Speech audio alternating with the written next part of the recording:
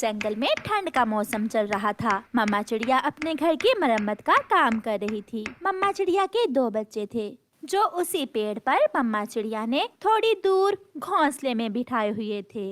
मम्मा, आप थकी होंगी। मम्मा, थोड़ी देर आप आराम कर लें। नहीं मेरी बेटी, मैं ठीक हूँ। मम्मा, भूख भी लगी है। बेटा, बस थोड़ा सा काम और बाकी है, फिर मैं अपने बच्चों को दाना ला दूंगी। उड़ता हुआ कालू कौवा वहाँ आता है। उसके पास कुछ लकड़ियाँ थीं।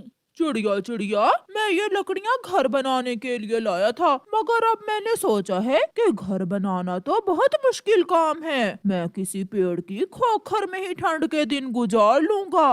कौवे भैया, बहुत मुश्किल होगी। मुझे कोई दिक्कत नहीं है। चिड़िया, ये लकड़ियाँ तुम रख लो, मुझे अब इनकी जरूरत नहीं है। कौवा कुछ लकड़ियाँ वहाँ रखकर चला जाता है। चिड़िया को भी घर की छत पर लगाने के लिए कुछ लकड़ियों की जरूरत थी, इसलिए चिड़िया वो लकड़ियाँ अपने घर की छत पर लगा लेती है।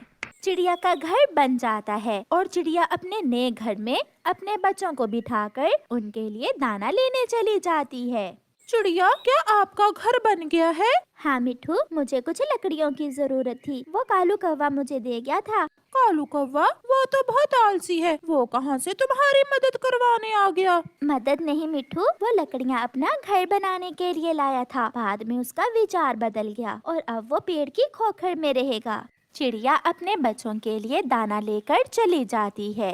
दूसरे दिन ठंड बढ़ने के साथ ही आसमान से बर्फ भी गिरने लगती है। कालू कौवे को अब टूटे हुए तिनकों के घोंसले में ठंड बहुत सता रही थी, इसलिए कालू कौवा पेड़ की खोखर में छुपने के लिए जाता है। वो पेड़ की खोखर में जाकर बैठ जाता है। यहाँ ठीक है, यहाँ ठंडी हवा भी नहीं है और गर्म भी है। कौवा अभी करवट बदल ही रहा था कि वहाँ एक नाग आ जाता है।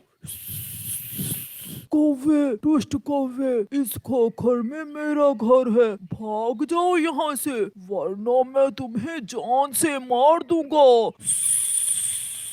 नाग जी, गर्मियाँ थी जब से मैं इस खोखर पर नजर रखे हुए हूँ और अब तुम आ गए अपना अधिकार जिताने।